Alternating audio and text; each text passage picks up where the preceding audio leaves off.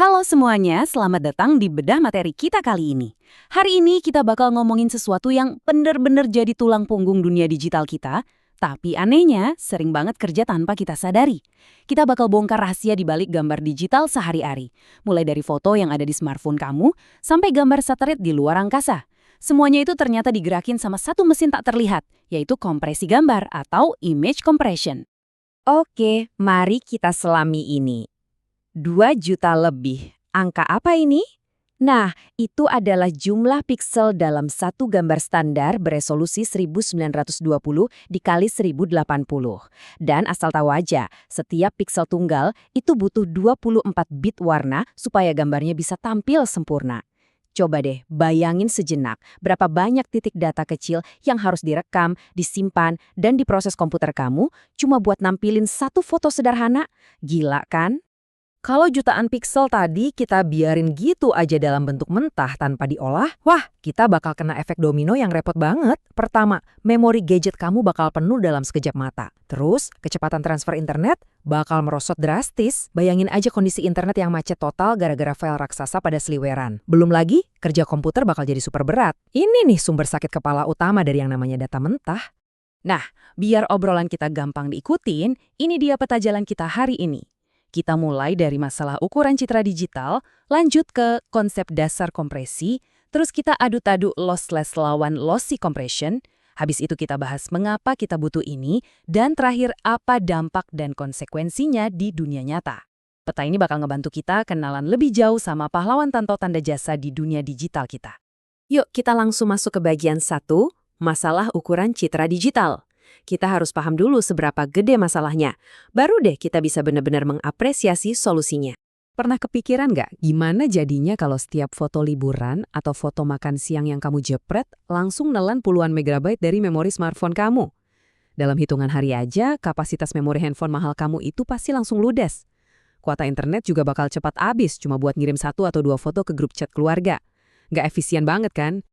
Tapi tenang aja, memori kita tetap aman kok berkat solusi yang cerdas banget. Mari kita masuk ke bagian 2, konsep dasar pemampatan citra. Kita lihat gimana keajaiban ini bekerja.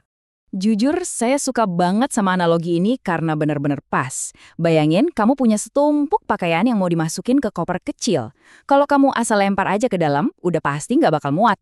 Tapi kalau kamu lipat dengan rapi dan disusun pelan-pelan, semua baju itu bisa masuk, bahkan kadang masih nyisa luang.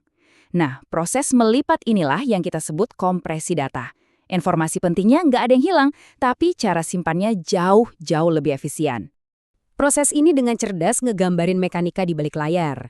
Misalnya gini, kalau sistem ngelihat ada blok besar yang isinya warna langit biru yang sama persis, dia nggak bakal nyimpan setiap titik piksel biru itu satu-satu, boros banget.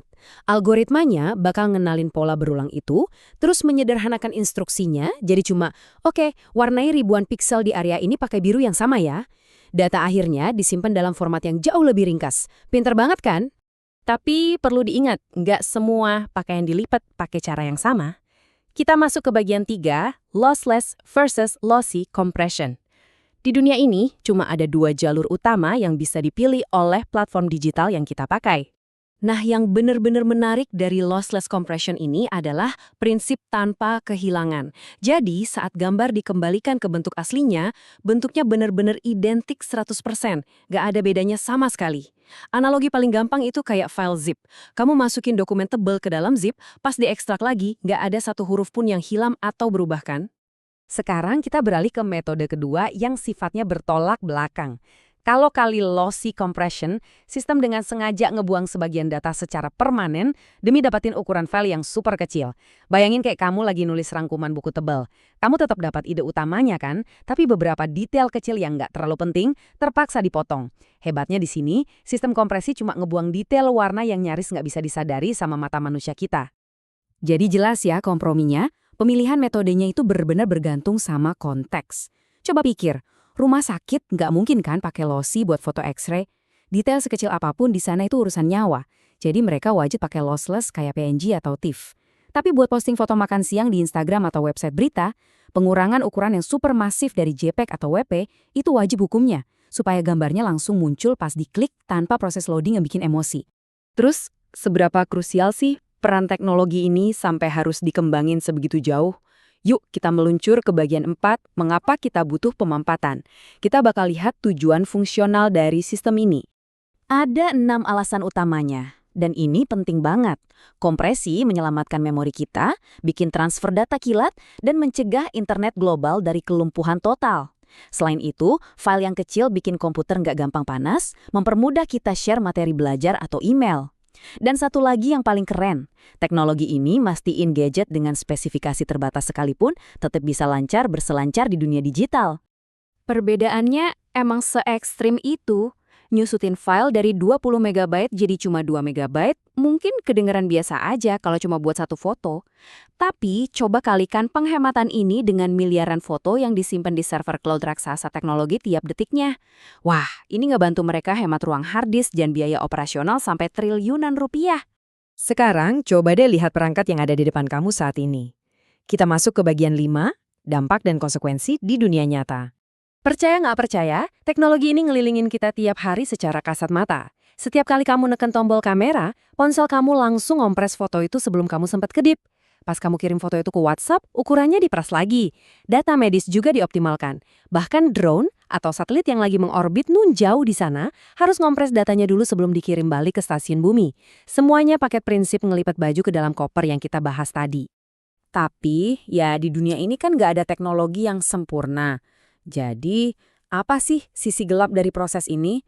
Khususnya pada metode lossy, apa jadinya kalau kita maksa masukin terlalu banyak baju ke koper yang ukurannya kekecilan? Nah, poin krusialnya itu ada pada keseimbangan. Kalau algoritmanya terlalu agresif ngebuang data, kualitas visual bakal hancur lebur. Gambarnya jadi buram, muncul kotak-kotak piksel yang ngeganggu banget, detail halus kayak tekstur kulit jadi hilang, dan warnanya jadi aneh. Jadi, para engineer itu tiap hari main tarik ulur, berusaha nekan ukuran file sekecil mungkin tanpa bikin gambarnya kelihatan jelek di mata kita. Susah loh itu. Dan dari semua obrolan kita hari ini, ada satu hal besar yang layak direnungkan.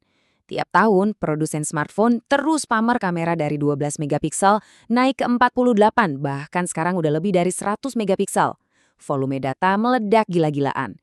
Pertanyaannya, akankah algoritma privat koper kita ini sanggup terus ngejar laju resolusi di masa depan? Atau jangan-jangan kita justru butuh penemuan teknologi baru yang benar-benar beda? Menarik banget buat ditunggu kan? Terima kasih udah ikut bedah materi kali ini. Sampai ketemu di obrolan seru kita selanjutnya.